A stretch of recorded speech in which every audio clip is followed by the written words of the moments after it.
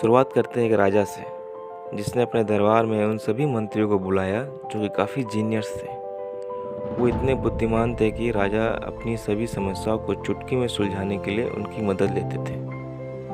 राजा ने उनसे एक डिमांड किया कि मुझे बस एक ऐसा सूत्र बताओ जो कि एकदम छोटा हो, जो मुझे 1 सेकंड में ही समझ में आ जाए, जिसे जानकर मुझे लगे कि मैं इसी की तलाश कर रहा था। मेरे पास इतना समय तो है नहीं कि मैं बड़ी बड़ी मोटी मोटी किताबों को पढ़ सकूं। तुम लोग एक ऐसे सूत्र का पता लगाओ जो कि हर परिस्थिति में काम आ सके। राजा के इस आदेश पर बुद्धिजीवी मंत्रियों ने अपनी काम बड़े ही उत्साहित से खोजना चालू कर दिया। मंत्रियों ने हर संभव प्रयास किया राजा के वचनों को पूरा करने के लिए, लेकिन दिन रात एक करने के बाद भी कोई सूत्र हाथ न लगा। अंत में निराश होकर वो एक जगह बैठ गए और आपस में चर्चा करने लगे कि आज तक ऐसा नहीं हुआ, हमने इतनी कोशिश की लेकिन कुछ भी हाथ न लगा। तभी उन मंत्रियों में से एक मंत्री ने गांव के बाहर एक संत के रहने की बात की। गांव के लोग उन्हें ज्ञान की दृष्टि से सर्वश्रेष्ठ मानते हैं। तभी सभी मंत्रियों ने उनके पास जाने का मन बना लिया और एक दिन वे सभी मंत्री उन संत के पास जाते और उस समस्या का हल मांगते। तभी वो संत राजा से मिलने की बात करते और मंत्रीगण उन्हें बड़े ही आदर से राजमहल ले जाते। संत राजा से मिलकर उन्हें अपनी एक अंगूठी देते हैं और कहते हैं कि आप इस अंगूठी को पहन लीजिए, क्योंकि आप जो चाहते हैं हो सकता है वो उस अंगूठी के चमकीले पत्थर के नीचे हो। इसमें एक कागज़ है, इस कागज़ में आपके प्रश्नों के उत्तर हो सकते हैं, यानी कि एक ऐसा सूत्र जिसका आपको ज़रूरत है, ये आपके काम आ सकती है। ये अंगूठी मुझे मेरी गुरु ने दी थी, पर मुझे इसकी ज़रूरत नहीं पड़ी, इसीलिए मैंने इसे खोला ही नहीं। हो सकता वो आपके काम आ जाए, लेकिन एक बात याद रखिए, ये कागज़ को तभी खोलिएगा जब आपके पास कोई और चारा ना हो, कोई और रास्ता ना हो। किसी छोटे मोटे समस्याओं के कारण इसे बिल्कुल ना खोलें। और इस तरह अंगूठी देकर वो संत वहाँ से चले गए। कई साल बीत गए, राजा का मन उसे खोल कर देखने की इच्छा करने लगा, लेकिन संत के बातों को राजा याद करता और फिर छोड़ देता। फिर कई सालों बाद युद्ध का प्रारंभ होता है और इस युद्ध में उसके कई सारे सैनिक मारे जाते हैं। राजा हार जाता है। राजा अपनी जान बचाकर भागता है और उनके दुश्मन सैनिक भी उनके पीछे भागते हैं। राजा को अपने पीछे घोड़े की आवाज़ साफ साफ सुनाई देती है। राजा समझ चुका था कि अब उसका बचना नामुमकिन है। राजा भागते भागते एक गहरी खाई के सामने जाकर पहुंचता है, जहां से उनका आगे जाना असंभव था। तब उसे याद आता है कि उस अंगूठी का जो उसे उस संत ने दिया था। उसे याद था कि जब कोई गंभीर समस्या ना हो तब तक उसे नहीं खोलना था, लेकिन अब वो वक्त आ चुका था। राजा ने बिना देर किए उस अंगूठी के पत्थर को हटाया।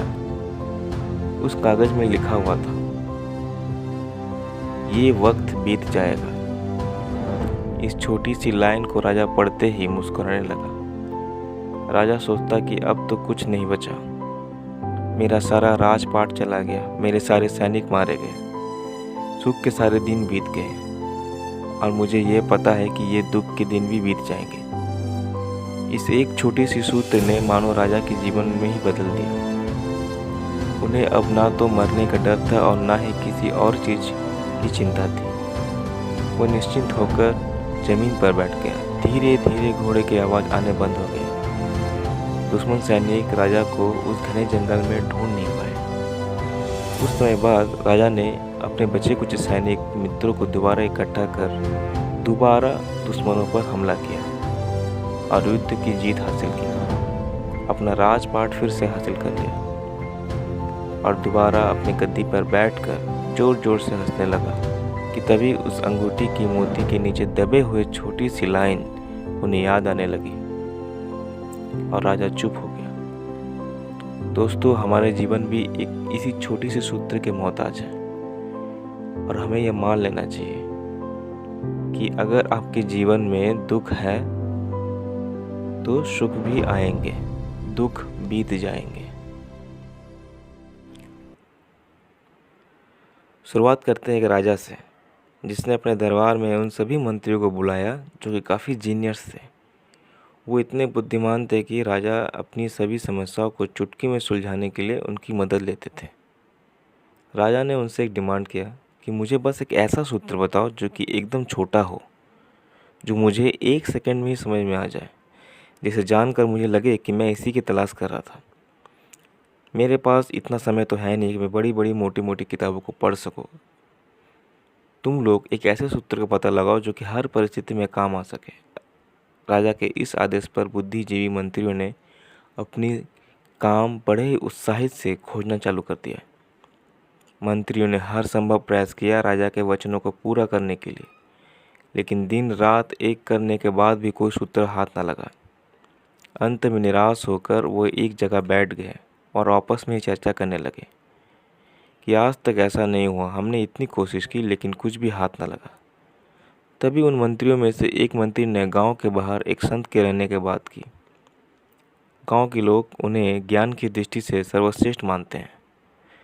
तभी सभी मंत्रियों ने उनके पास जाने का मन बना लिया और एक दिन वे सभी मंत्री उन संत के पास जाते और उस समस्या का हल मांगते।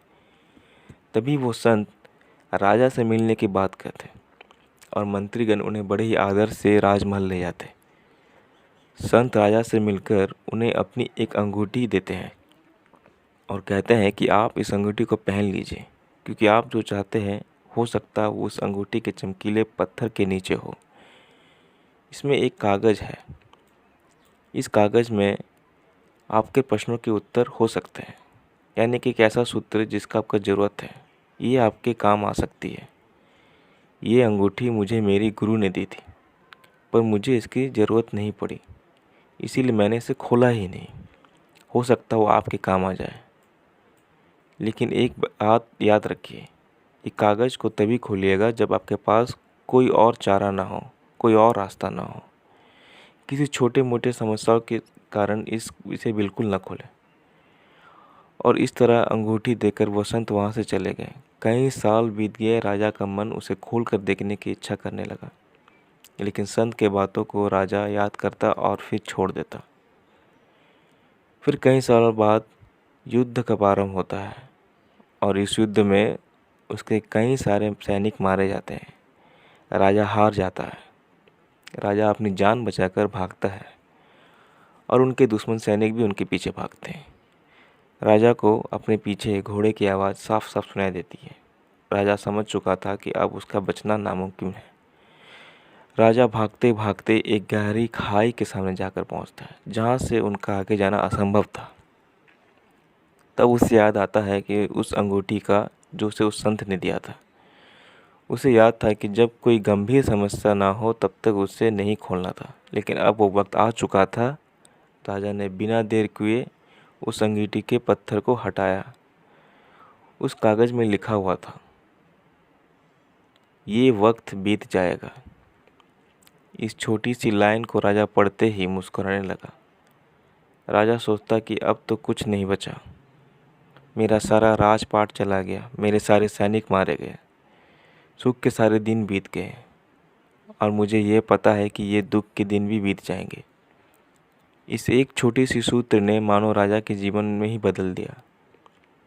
उन्हें अब ना तो मरने का डर था और ना ही किसी और चीज़ की चिंता थी। वो निश्चिंत होकर ज़मीन पर बैठ गया। धीरे धीरे घोड़े की आवाज़ आने बंद हो गए। दुश्मन सैनिक राजा को उस घने जंगल में ढूंढ नहीं पाए। कुछ समय बाद राजा ने अपने बचे कुछ सैनिक मित्रों को दोबारा इकट्ठा कर दोबारा दुश्मनों पर हमला किया और युद्ध की जीत हासिल की।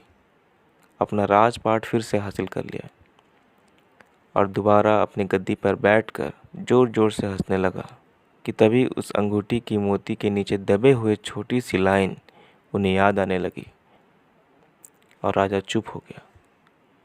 दोस्तों, हमारे जीवन भी एक इसी छोटी सी सूत्र के मोहताज है और हमें यह मान लेना चाहिए कि अगर आपके जीवन में दुख है तो सुख भी आएंगे, दुख बीत जाएंगे।